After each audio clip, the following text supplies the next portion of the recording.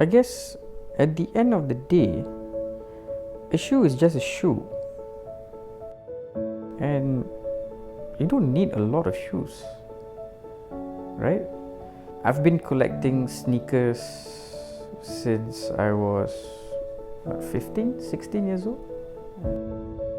Someone commented and they wanted a review of like the top 5 sneakers, right? Collecting these sneakers is a bit like collecting art. So every shoe has a meaning. The number one, and this is not any particular order lah, but one of the top 5 for me, the one sneaker that I will always cherish is this Nike Dung Stasi. So this shoe or this sneaker is a collab with a famous streetwear brand called Stasi or Stasi. This is also called the Nike Dunk Cherry, and this came out in 2005 when I was just about in college. And of course, even at that time you didn't have the funds to purchase it, and this was extremely rare. And I remember me and my friends, we actually queued up for this.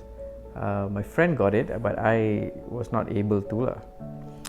And it took me about more than 10 years, 10 to 15 years, when I discovered this again in one of the thrift shops.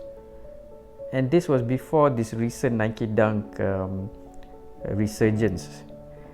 And I got it for a very, very good price. I think now it's going for a crazy amount. But I will never sell this shoe because for me, this shoe reminds me of my youth. And I will keep the shoe and and pass it on to my kids one day. Yeah.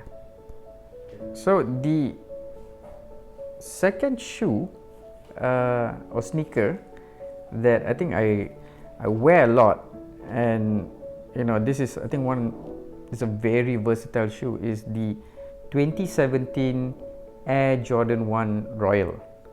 I think the color combination is just perfect.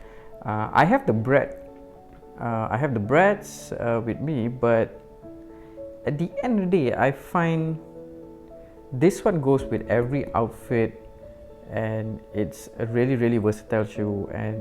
But it's not the most comfortable shoe. I think most sneakerheads know.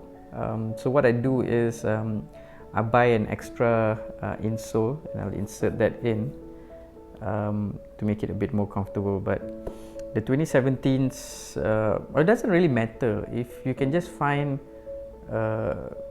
Jordan Royal.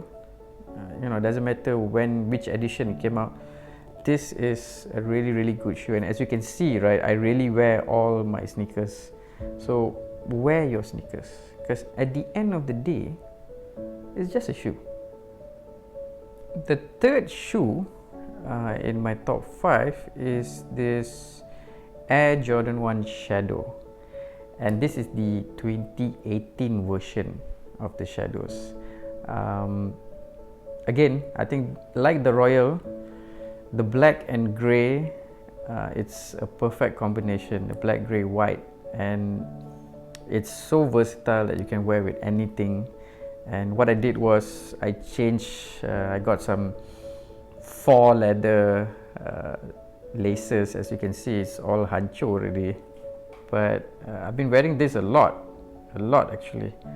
I even wear this to work, but this is a really, really, really good shoe. And if you're in the market and you only need one Air Jordan, go for this. I mean, at the end of the day, it's your preference, but if you can only buy one and you want it to be a very, very versatile shoe that you can wear everywhere, get the Shadows.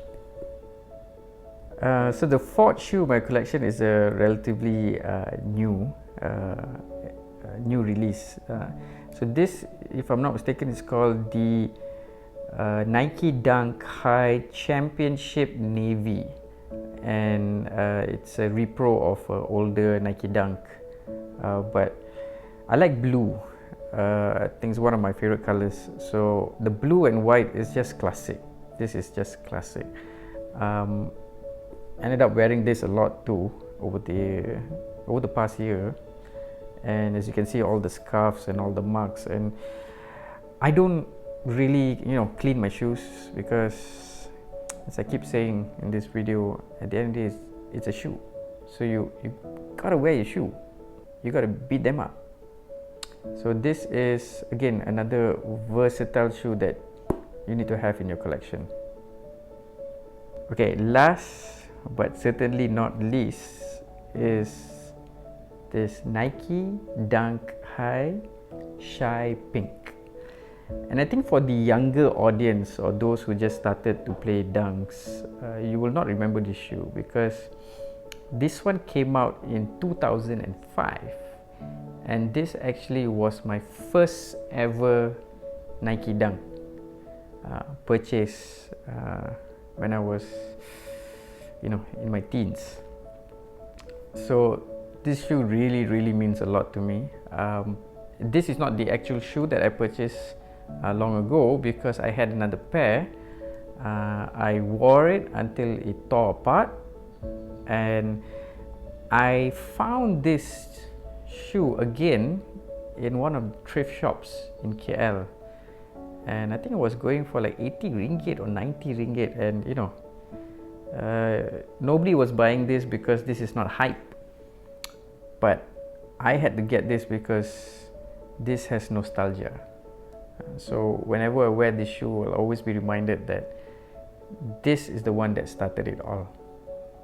And I found this in really good condition, and I'm keeping this forever. Yeah. So I think a sneakerhead confession, right? I think as you reach, I'm in my mid 30s, late 30s, right? I'm getting bored of the sneakers because you realize that you're falling into the trap of always wanting to get the next one, the most hype one, right? So if that's your thing, it's fine, but it's, I think I've grown out of it. So the sneakers you see behind me, I'll keep those because it reminds me of so many things, but I'll probably be more selective in buying any more new sneakers, and I'm transitioning towards boots, because at the end of the day, a boot is just a black shoe or a brown shoe, and it ages differently than a sneaker.